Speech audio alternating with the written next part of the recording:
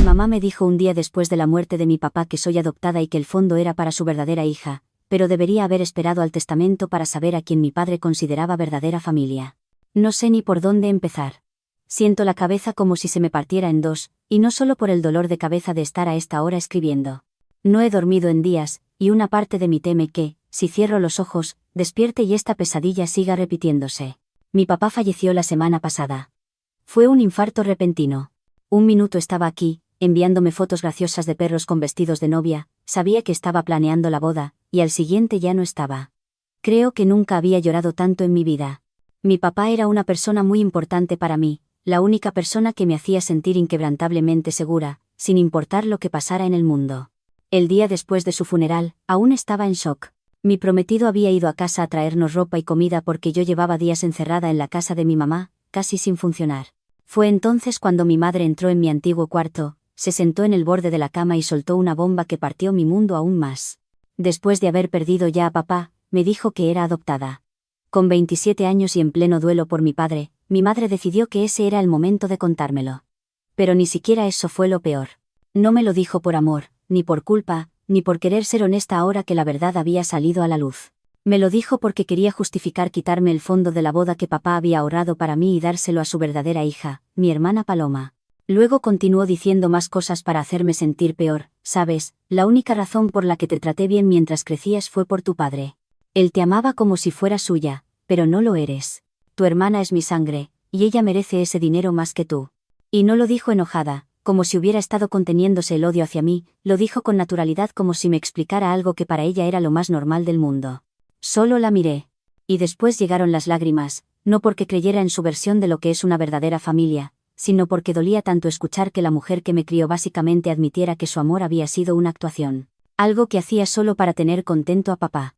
Pero aquí está el detalle, no le dejé ver toda mi rabia. En lugar de eso, me incliné hacia el papel que ella quería que interpretara. Fingí estar destrozada, confundida, rota. Hice preguntas como, ¿por qué no me lo dijiste antes? Y esto significa que nunca me quisiste de verdad. Dejé que los sollozos sacudieran mi cuerpo hasta que la vi satisfecha, casi triunfante, como si hubiera ganado algo al contar finalmente la verdad.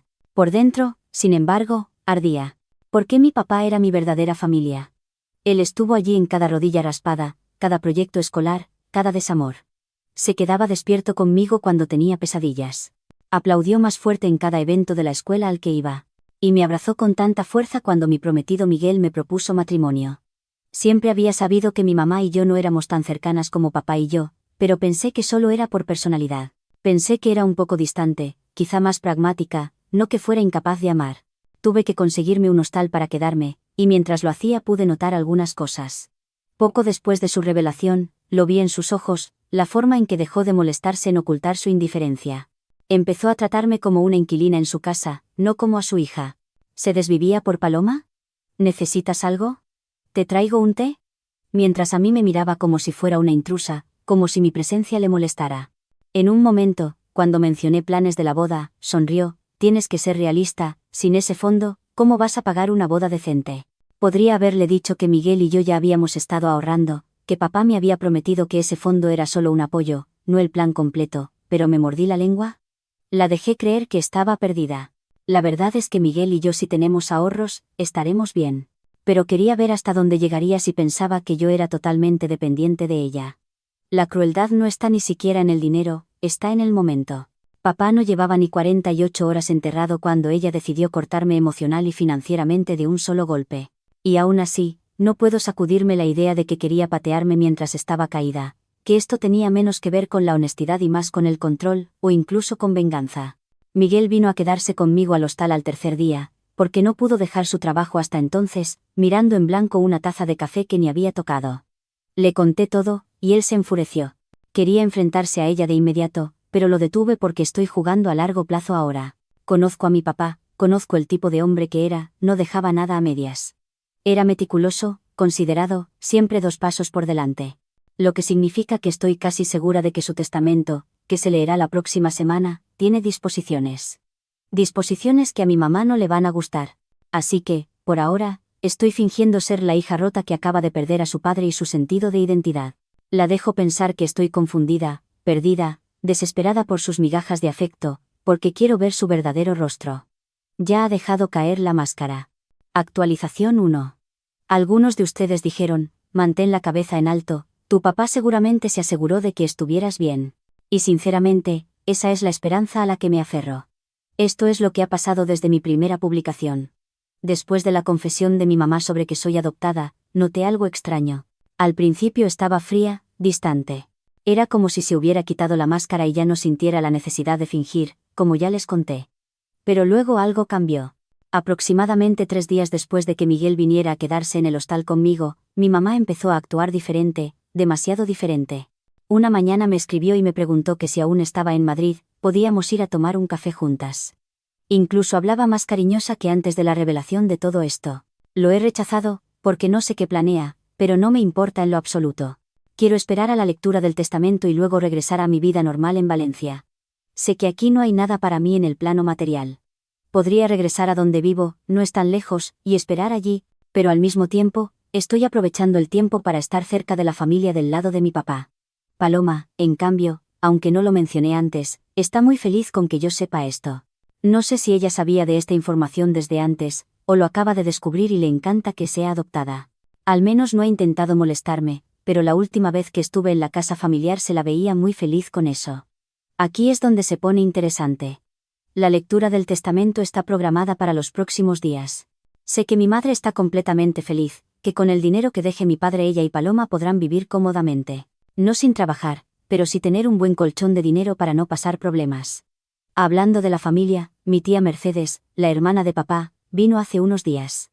Me abrazó tan fuerte que pensé que me iba a asfixiar. Y luego me susurró, tu papá te amaba más que a nada en este mundo, no dejes que nadie te quite eso. Ella ya sabe que me han dado la noticia de que soy adoptada. Me rompí, lloré en su hombro durante media hora. Mi tía lo sabía, eso está claro, pero no dijo nada porque era el derecho de mis padres contármelo. No sé por qué mi padre nunca me lo dijo, pero sé por qué mi madre lo ha hecho. Y para quienes preguntan por qué sigo llamándola madre, cuando biológicamente no lo es y tampoco parece querer serlo. Es como siempre la llamé, y ponerle un nombre falso ahora seguro que no funciona muy bien, porque me lo voy a olvidar o confundir. También mi tía fue de visita a la casa de mi mamá, donde tuvieron una interesante conversación. Según mi tía, mi mamá estaba un poco nerviosa. Pero no sé si por la visita de mi tía o porque tiene miedo de lo que pueda pasar en el testamento ahora. Aquí admito algo un poco mezquino. Parte de mí está emocionada por la lectura del testamento, no solo porque creo que papá me dejó algo, sino porque quiero ver la cara de mi mamá cuando su pequeña fantasía se derrumbe. Está tan convencida de que todo será para ella y Paloma. Está prácticamente flotando en su propio sentido de derecho. Pero conozco a mi madre. Sé que quiere ese dinero del fondo, pensará que quizás mi padre no fue precavido y que ella tendrá poder sobre él. Pero estoy segura de que no. Creo que este cambio repentino de mi mamá conmigo es porque comienza a tener dudas. Tal vez piense, debería haber esperado a después de la lectura, así podría haberla convencido de que me dé el dinero si no sale como lo planeaba. Mi opinión es que es un poquito tarde para eso. Actualización 2. Acabo de volver de la oficina del abogado, y creo que nunca olvidaré lo que vi hoy. Estábamos yo, Miguel, mi mamá, Paloma y mi tía Mercedes, la hermana de papá. Eran todas las personas que el abogado había llamado para cerrar los asuntos de mi padre. Mamá entró bastante segura de sí misma, y arreglada, creo que sus dudas que tenía antes se disiparon y estaba más confiada. Mejor para mí. Paloma se sentó a su lado, pero se la veía un poco más nerviosa. Miguel me apretó la mano debajo de la mesa, y mi tía se inclinó hacia mí, recordándome que respirara profundo y que solo aguantara. El abogado, un hombre mayor, comenzó hablando de papá. Lo describió como alguien meticuloso y considerado, que se preocupaba profundamente por la justicia. La garganta se me cerró al escuchar a alguien más resumir al hombre que había sido mi mundo entero. Mamá tamborileaba los dedos en la mesa, impaciente, como si quisiera saltarse los recuerdos e ir directo a cobrar su premio. El abogado pasó a la lectura. Primero vinieron cosas pequeñas, regalos sentimentales. El reloj de papá fue para mi tía, sus cartas de fútbol para Miguel, porque ambos compartían el amor por este deporte y sabía lo mucho que le gustaban, sus cosas de pesca para un primo que mi tía se encargaría de llevar. Cada detalle había sido escogido con cuidado, y me dolía saber cuánto había pensado en todo. Pero al mismo tiempo sabía que mi padre había dejado todo en orden antes de morir, no importa qué tan repentino haya sido. Siempre fue como un Boy Scout, siempre preparado. Luego el abogado pronunció las palabras a mi hija, y usó mi nombre Carmen. A Paloma se le iluminaron los ojos, pensando que hablaban de ella, pero tendrían que esperar. Explicó que papá quería que yo tuviera sus libros, diarios y guitarra porque habían sido parte de él, y quería que siempre recordara que yo era su hija. Eso me hizo emocionar mucho, y estaba llorando porque todavía estaba de duelo por mi pérdida. Mientras tanto, mi mamá se removía en la silla, con los labios apretados. Murmuró algo entre dientes que sonó mucho a tonterías sentimentales. Pareciera como si estuviera ansiosa. Después vino la herencia, las cosas que materialmente son más importantes para algunas personas. El abogado dijo sin rodeos que todos los bienes financieros, la casa y los fondos restantes eran para mí. Todos se quedaron en silencio. Miguel temblaba porque estaba esperando la reacción de mi mamá y Paloma. Y ellas dos porque no les había tocado nada de valor.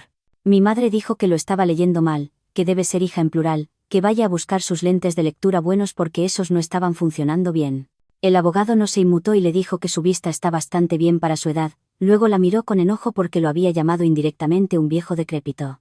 Le dijo que papá había sido muy claro, todo era para mí y no había errores. Que él llevaba años haciendo estas cosas y que mi madre no le iba a explicar cómo leer un jodido testamento. Si no hubiera estado tan preocupada por ver las caras de ambas, creo que me hubiera dado un poco de miedo el abogado. Miedo por ellas, claro. El rostro de Paloma perdió el color, y mamá respondió que era imposible, que yo ni siquiera era su verdadera hija. El abogado pasó la página con calma porque tenía más para leer. Dijo que papá había dejado un anexo, porque sabía que podría haber confusión. Debe haber pensado que cuando el abogado leyera esto, algunas mandíbulas se caerían, así que mejor dejar una aclaración. Entonces leyó las palabras de papá: la sangre no define a la familia, el amor sí. Carmen es mi hija en todos los sentidos que importan, y quiero que no quede duda de que ella es a quien considero mi verdadera familia. Por esa razón, ella debe heredar mi patrimonio completo y sin disputa. Mi tía me apretó la mano y me sonreía. Papá lo había sabido. Sabía que mamá podría intentar retorcer las cosas, y le dio el toque de gracia más grande desde la tumba. Yo esperaba solo contar con el fondo. Mamá intentó de nuevo, insistiendo en que papá no puede haber hecho algo así, ellas son su verdadera familia. El abogado le interrumpió porque sabía dónde iba con todo esto, a buscar una explicación para disputar el testamento. No era su primer rodeo, no era su primera esposa afligida que se quedaba sin nada porque el esposo la jodía desde el más allá. Supongo que no todas las personas quieren volver del más allá como fantasmas para atormentar. Algunos dejan ese trabajo a los abogados y se van a descansar. Explicó que papá había actualizado el testamento hacía menos de un año y que estaba en pleno uso de sus facultades. La advirtió que cualquier intento de impugnar fracasaría e incluso podría traer sanciones. La forma en que me miró entonces fue puro veneno, como si le hubiera robado algo. Pero debajo de la furia, vi miedo. Se dio cuenta en ese momento de que ya no tenía poder. Paloma empezó a llorar suavemente, preguntándole a mamá qué iban a hacer. Mamá no tenía respuestas porque estaban completamente perdidas. Yo me mantuve en silencio, temblando por dentro. La mitad de mí quería gritarle en la cara, para que aprendas, y la otra mitad solo quería irse de allí y regresar a mi vida. Cuando todo terminó, mi tía me abrazó a Miguel y le dio un abrazo y un beso en la frente al abogado. Mamá salió furiosa de la oficina, con Paloma detrás. Miguel y yo nos quedamos con el abogado, quien nos explicó los siguientes pasos y me entregó un sobre cerrado con la letra de papá que era solo para mí. Aún no lo he abierto. Necesito estar sola para hacerlo, porque sé que eso seguramente haga que las compuertas de la represa de lágrimas se abran. De camino a casa, Miguel no paraba de preguntarme si estaba bien, y no lo estaba. Todavía no lo estoy. Tener la herencia no trae de vuelta a papá, no borra el dolor de escuchar a mi madre decir que nunca fui realmente suya. Pero al mismo tiempo, saber que me amaba incondicionalmente y que fue tan lejos como para hacer esto, es un gran alivio. Tampoco la cara de mi madre estuvo nada mal. No sé si eso fue planeado por mi padre, y no sé por qué no les dejó nada, pero fue casi perfecto. Y luego vino el giro final del día cuando llegamos al hostal. Mamá me estaba esperando. Dijo que deberíamos sentarnos a hablar, que seguíamos siendo familia, y que teníamos que ver cómo arreglar el desastre que hizo mi padre. Hace apenas unos días me dijo que no era nada para ella. Ahora, en el momento en que el testamento fue peor de lo que esperaba, hay que arreglar algo. Pasé a su lado, le dije que si seguía cuando saliera en unos minutos a buscar hielo a la máquina del final del pasillo, llamaría a la policía, y cerré la puerta. No soy tonta para no saber que ella va a luchar con uñas y dientes esto, pero que lo haga con abogados, yo no voy a discutir ni una sola palabra de esto. Actualización 3. Mamá y Paloma estaban esperando cuando Miguel y yo llegamos a casa, de pie junto a la puerta. No sé desde cuándo estarían allí, pero supongo que viajaron antes que nosotros desde Madrid. Dijo que deberíamos hablar, que esto no debería dividirnos, sino hacernos más fuertes. Crucé los brazos y le dije que había leído la carta de papá. Se quedó congelada y luego soltó una risa nerviosa, diciendo que solo era algo sentimental que él había escrito y que siempre había querido lo mejor para las dos. Paloma, intentando sonar segura, dijo que solo quería arreglar las cosas y que todo volviera a la normalidad. Negué con la cabeza y le dije, no, nada de esto fue normal. Mamá me dijo que no eras su hija, que tú merecías todo más que yo, y ahora están aquí porque se han quedado sin nada. Balbuceó que no lo había querido decir, que había sido un error, una mala elección de palabras en un momento de duelo y que siempre iba a ser su hija. Le dije que ni lo intentara, que ya había tenido la oportunidad de mostrar quién era en realidad. Paloma abrió la boca, pero le dije que ella no tenía derecho a opinar en esto. Esta era mi casa, mi dinero, mi vida, y ninguna de las dos tenía derecho a entrometerse.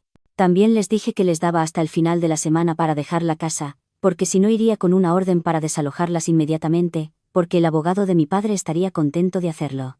Luego el fin de semana, que es cuando podíamos volver a viajar porque ambos necesitábamos regresar al trabajo. Queríamos ir a la casa para poner las cosas en orden, cambiar cerraduras y esas cosas. Ellas no estaban. Todavía había muchas cosas de mi madre y Paloma, pero estaba vacía y podía notar que se habían llevado algunas cosas. También me llevé la carta de mi papá para poder leerla de nuevo allí. Había escrito sobre mí, sobre mi vida, las cosas que compartimos, los pequeños momentos que atesoró y la persona en la que me convertí. Me recordó que ser su hija no tenía nada que ver con compartir ADN. Se trataba de amor, confianza, lealtad y todos los años que dedicó a criarme. Había anticipado la manipulación de mamá, incluso dejó escritas instrucciones sobre límites, sobre protegerme de cualquiera que intentara socavarme. Su razón para no contarme sobre la adopción es que no importaba, ya que para él yo era su hija, sin importar que compartiéramos sangre o no. Por desgracia, la carta no mencionaba nada sobre por qué me había dejado todo a mí, y por qué no a Paloma y mi mamá. Creo que en el fondo, o quizás no tan en el fondo, él ya había visto los colores de ellas, y por eso hizo lo que hizo. Que quizás cuando yo dejé la casa hace unos años, ellas comenzaron con la campaña de hacerle ver que como era adoptada, yo no tenía derecho a su dinero o algo así. Y mi papá, con su enorme amor por mí, decidió hacer esos cambios. Tendría sentido, si es que hace más de un año lo cambió, porque hace más de 2 que ya no vivía allí. Sé que las personas han estado especulando con la idea de que mi mamá lo engañó y Paloma no es de él, pero no lo sé. Sé que Paloma se parece mucho a mi padre. Y no es como una prueba de ADN, pero es algo. Yo no me parezco mucho a ninguno de los dos, lo cual ahora sé por qué. Por eso mi única explicación es que ellas lo hayan estado presionando, y eso les haya salido mal. También explicaría por qué estaban confiadas de que no recibiría mucho. Quizás mi papá les hizo creer que lo habían convencido. Más tarde esa noche, limpié la sala, ordené la cocina y me aseguré de que todo se viera normal. A la mañana siguiente, mamá intentó llamar. Dejé que sonara 1, 2 veces, y luego lo mandé al buzón de voz. Llegó un mensaje de Paloma pidiéndome si podía venir a hablar. Lo borré. Miguel y yo pasamos el resto del día planeando la boda. Revisamos la lista de invitados, el presupuesto, las flores, el lugar. Mi padre quería que me casara, y lo haría. Ya hemos cambiado las cerraduras de la casa, y hemos comenzado a poner en cajas las cosas de Paloma y mi mamá. Podríamos pedirles que ellas se lleven todo, pero no confiamos en que intenten quedarse o algo así. Nos tomará un tiempo porque debemos regresar a Valencia, pero algunos viajes de fin de semana serán suficientes. Una vez que la casa esté completamente vacía de pertenencias personales, incluidas las mías o de mi padre, pondremos la casa en alquiler. Mis pertenencias o las de mi padre las llevaré a un almacenamiento, mientras que me llevaré algunas que atesoro a mi casa. Pero como no tenemos lugar, no puedo tener todas allí. Las cosas de mi madre y de Paloma serán enviadas a donde se hayan mudado, una vez que estén listas y ellas me digan dónde están. Supongo que ambas en la casa de Paloma, pero de eso me preocuparé más adelante. Actualización 4. Ha tomado 2 meses guardar todo en cajas, limpiar y hacer algunos arreglos para que la casa esté presentable para alquilarla. No sé cuánto nos tomó poner todo lo de mi madre y Paloma en cajas, pero cuando lo hicimos las llamé para coordinar la entrega. No quería que vinieran a recogerlas, pero tampoco quería pagar por enviarlas. Y como insistieron en venir a recoger las mismas, acepté.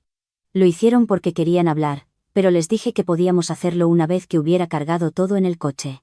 Así que lo hicieron y luego hablamos como acordamos. Mi mamá dijo que Paloma había sido aceptada en una universidad, luego de unos años sabáticos, pero que la matrícula era más de lo que podía costear con lo que había ahorrado. Me preguntó si podía ayudar a cubrir parte de los 7.500 euros anuales. Le dije que no. Parpadeó, como si no hubiera esperado esa respuesta, y luego intentó suavizarlo, diciendo que entendía si era demasiado, que no quería presionarme. Solo pensó que, como hermana, tal vez quisiera ayudarla a tener un buen comienzo. Negué con la cabeza. Como bien lo dijeron, yo no era su hija o hermana de sangre, por lo que tampoco era un banco para sus planes, y Paloma no era mi responsabilidad. Probó con otro ángulo, diciendo que no serían muchos euros para mí.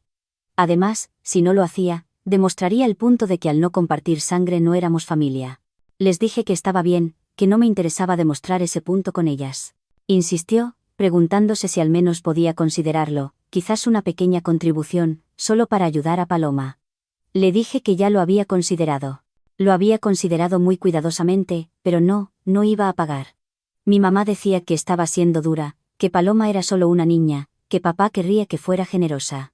Le contesté que papá ya dejó muy en claro lo que quería, y eso no iba a cambiar. Por algo no le dejó nada a ellas, y no iba a cambiar la voluntad de mi papá porque ellas presionaran. Mi tía me apoya. No sé si es porque siempre le ha caído mal mi mamá o porque le ha caído mal esto último que hizo. Sea cual sea la razón, no nos hemos sentado a hablar. Ella piensa que si el dinero mi papá lo dejó para mí, es dinero que solo yo puedo tener y no ellas. Actualización 5. Tengo la sensación de que podría ser mi última actualización, porque las cosas están cayendo por su propio peso. No ha habido mucho que contar en los últimos meses, lo cual es una señal de que ya no queda demasiado por decir. Pero quiero hacer un resumen de lo que ha sucedido en este tiempo, darle un cierre y despedirme. Ya me he casado, y aunque fue doloroso no tener a mi padre en la boda, también fue uno de los días más felices de mi vida. Le rendí un homenaje durante un brindis y lloré como loca cuando, en un vídeo que se mostró, aparecían imágenes de él sosteniéndome de pequeña y esos momentos tan nuestros. Es increíble lo triste llamada que te puedes sentir solo con el recuerdo de un vídeo. Ni siquiera tuvimos que usar los 18.000 euros que mi padre había destinado para mi boda, ya que celebramos algo muy íntimo. Desinvitar a mi mamá y a Paloma, junto con algunas personas del lado de la familia de mi madre, hizo que nuestros ahorros fueran suficientes. Tampoco Paloma ni mi mamá siguieron molestando, aprendieron a aceptar la derrota. Sé que perder la herencia fue duro para mi madre, no solo porque quería todo ese dinero, sino también por algunas deudas que necesitaba pagar. Pero entendió que seguir insistiendo no iba a traerle nada bueno. La casa de mi infancia está alquilada por 950 euros mensuales, y eso es un ingreso extra para nosotros, dinero que estamos guardando para el pago inicial de una casa en Valencia. No quiero tocar por ahora el dinero que dejó mi padre. No lo necesitamos, y pensamos que puede ser un buen ahorro a largo plazo. Además, Miguel cree que ese es mi dinero, y no ve con buenos ojos usarlo para comprar una casa para los dos. Pero sí ha aceptado que el dinero del alquiler, junto con lo que podamos ahorrar, sirva para comprar una. A veces me pregunto si mi mamá se arrepiente de lo que hizo. Si en las noches silenciosas, cuando está sola, piensa en todo lo que perdió por elegir el dinero sobre el amor. Porque al final, no solo perdió la herencia. Perdió a una hija que la amaba a pesar de todo, perdió la oportunidad de ser parte de mi nueva familia, y perdió el respeto de la familia de mi padre. Mi tía Mercedes me contó hace poco que mi mamá intentó contactarla para mediar en la situación. Mi tía le dijo algo que me pareció perfecto. El problema no es que Carmen sea adoptada. El problema es que tú nunca aprendiste a ser madre. Han pasado casi 8 meses desde que papá murió, y aunque el dolor sigue ahí, ya no es esa herida abierta que me desangraba por dentro. Ahora es una cicatriz que me recuerda lo afortunada que fui de tenerlo como padre. Él me enseñó que la familia no se define por la sangre, sino por la elección de amarse incondicionalmente todos los días. ¿Y saben qué es lo más irónico de todo? Mi mamá siempre quiso que Paloma fuera la favorita por ser su sangre. Pero al final, papá eligió amarme a mí porque el amor verdadero no se hereda, se construye día a día con pequeños gestos, abrazos cuando tienes pesadillas, y aplausos cuando logras algo importante. Hoy, mientras escribo esto desde mi nueva casa en Valencia, con Miguel cocinando en la cocina y la guitarra de papá en la esquina del salón, me doy cuenta de que tengo exactamente la familia que él quería para mí. Una familia que me eligió y que yo elijo cada día. Ahora sí me despido de todos ustedes, gente anónima de Reddit. Me han hecho reír y llorar con sus historias y comentarios sobre mi mamá y Paloma. Pero sobre todo, me han recordado que hay mucha gente buena en el mundo que entiende que el amor verdadero no se compra, no se hereda, sino que se gana con el corazón. Gracias por acompañarme en esta montaña rusa emocional.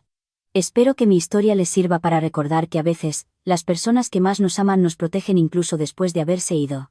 Mi papá me cuidó hasta el final, y ahora me toca a mí cuidar el legado de amor que me dejó. Con cariño, Carmen.